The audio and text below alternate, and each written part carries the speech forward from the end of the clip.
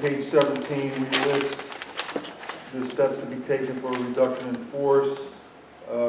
Further on, starting around line 28, you'll see, I'm sorry, 25, you'll see points awarded to different classes of faculty members, and that would set up the, I guess what we used to call a bumping scenario, or the bumping order on who gets bumped first.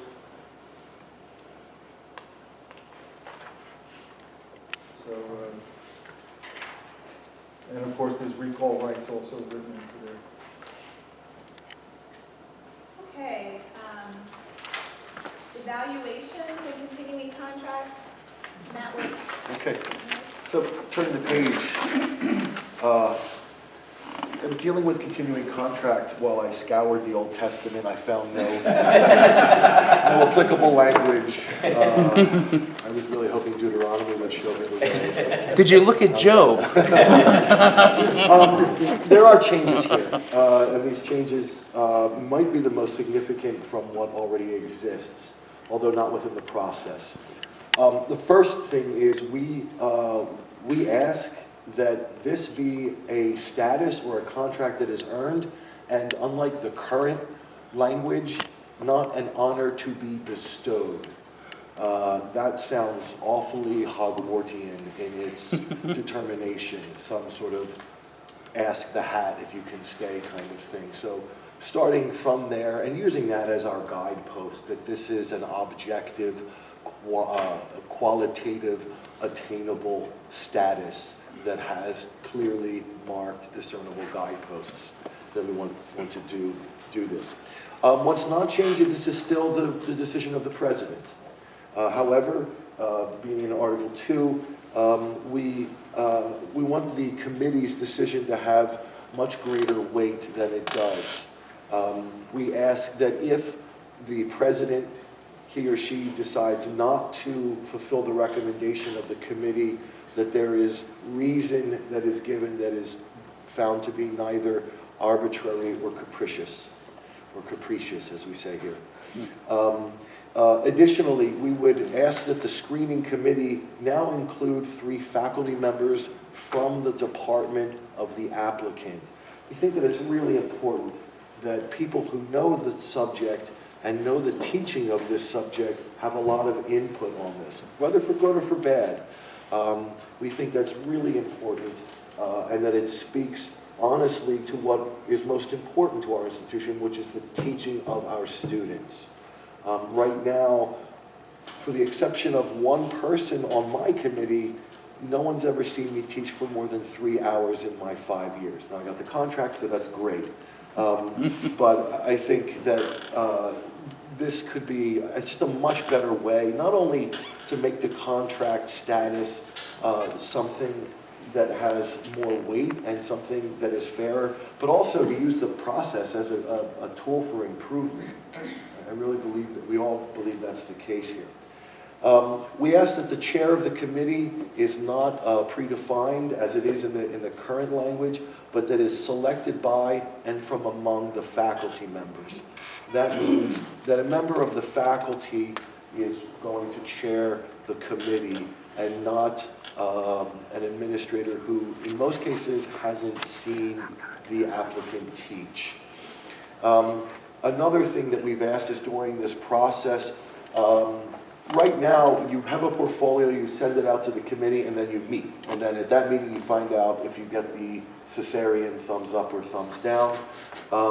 We are now asking that there is a 7 calendar day notification period, meaning that if there's any issues that a committee member has with the portfolio that would be detrimental to their achieving of the contract, that be put in writing in an electronic copy, so that you at least give that candidate the chance to correct that. Or if they choose not to correct it, to defend why they've chosen not to correct that.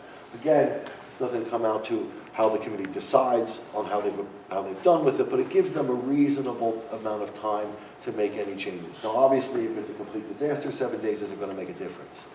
But we think that this is a good idea and a fairer idea. It hasn't happened here as far as we know, as we're polling around the people, but I do know other colleges where people have gone in and they say, nope, sorry, pack your boxes. We don't want that to happen here. 7 days we think is more than reasonable for that. A very small thing at the end, we asked that the technical competencies that each teacher, each professor needs to learn, we asked that that be frozen at the beginning of the period from application. That means that during the time that they are amassing this portfolio, that they're not asked to begin to learn all new kinds of software and things like that that will be judged. They can be asked to learn the software, but we don't want that to be part of the screening committee's decision. Does that make sense? We sort of want whatever they need to do when they enter this process, usually a year or two before, that what they need to learn how to do is there right up front, and the goalposts won't change in those 2 years. So it's a small thing, but a few people have mentioned it. Sir, to your final point here, we do have a rejection of the committee of continuing conduct may be grieved, that it can run through the grievance process.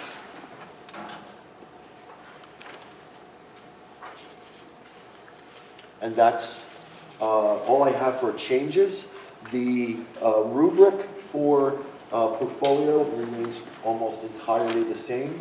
We think it's working for us, and the timeline also remains largely the same, actually almost exactly the same, for the exception of the added 7-day period where notification should be. And let me look at the appendices here.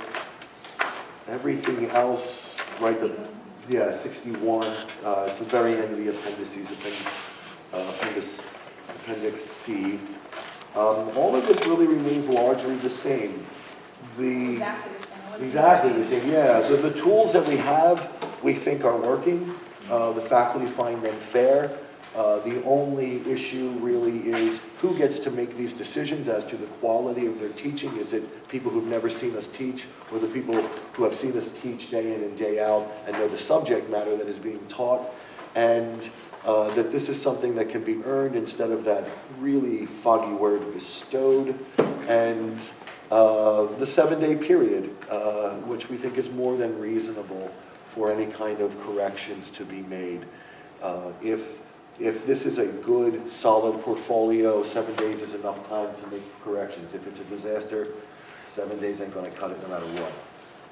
So we think that was a reasonable ask in this process.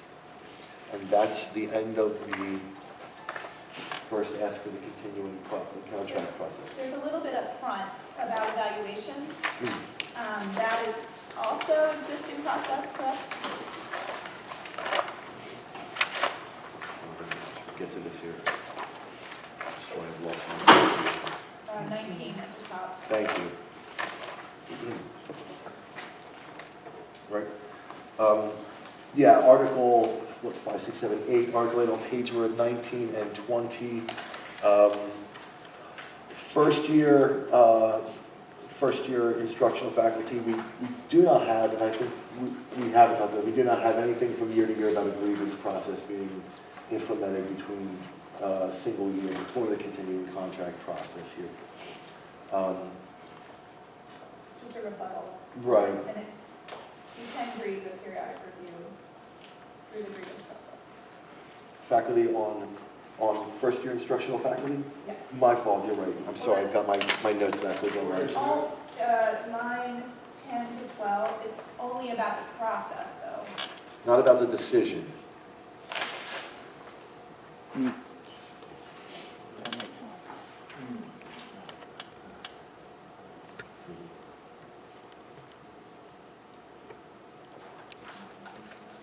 So, looking at this, I would say safely it's 95% of it is what we're currently doing. So there's not any substantial changes in what our current process is. It's a matter of just blocking and copying it over and making, a few little word changes here and there, and the things that Matt brought up as well. So we try to do that as much as possible. understand you're gonna want time to digest that, but did you have any other initial questions? Okay. Thank you, Matt. Thank you.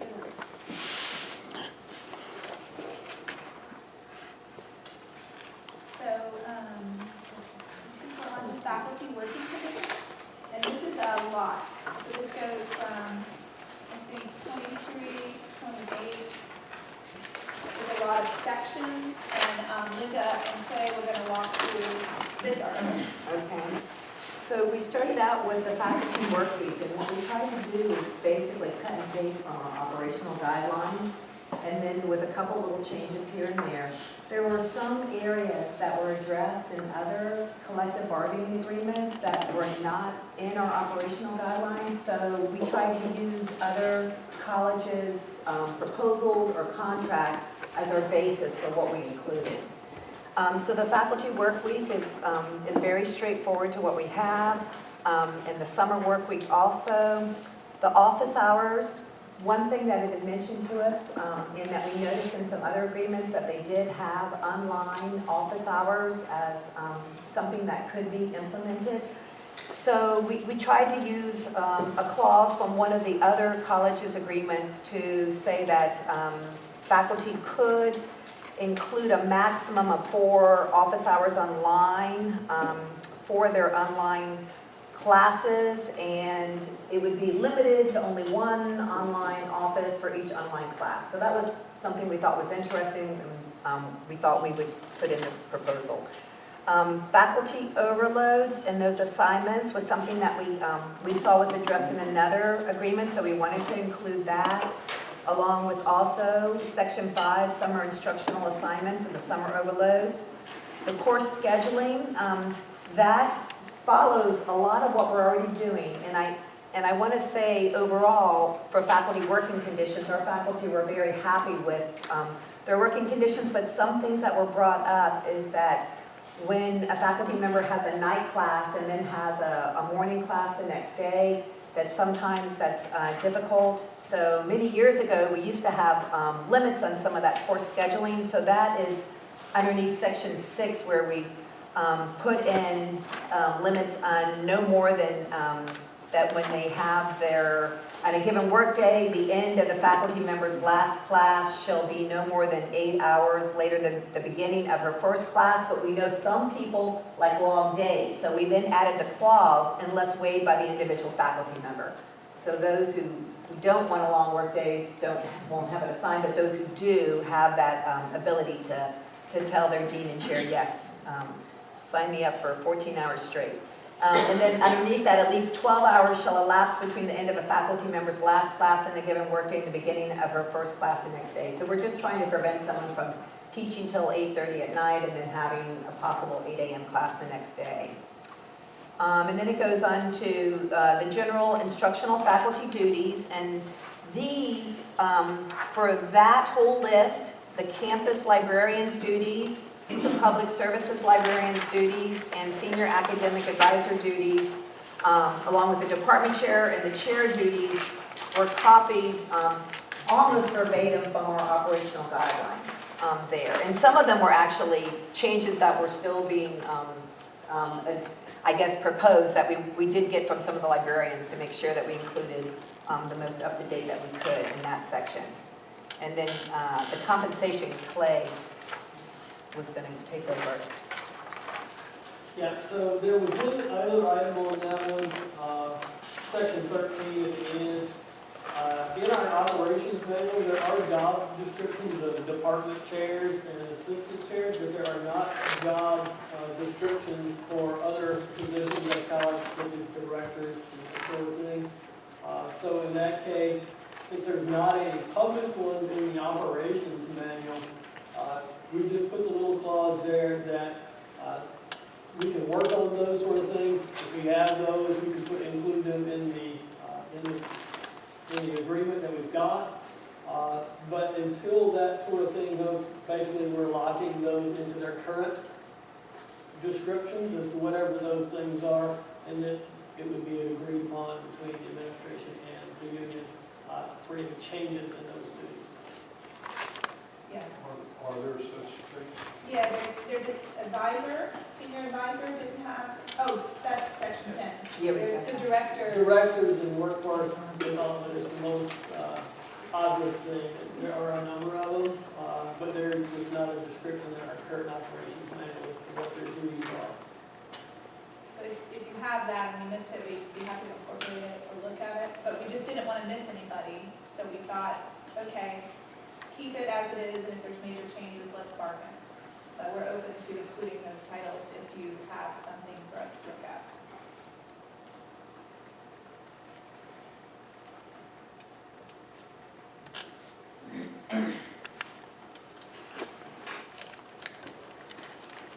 You're sitting there clearly within the definition of the unit. Right. They're in the bargaining unit, but we couldn't find any job duties.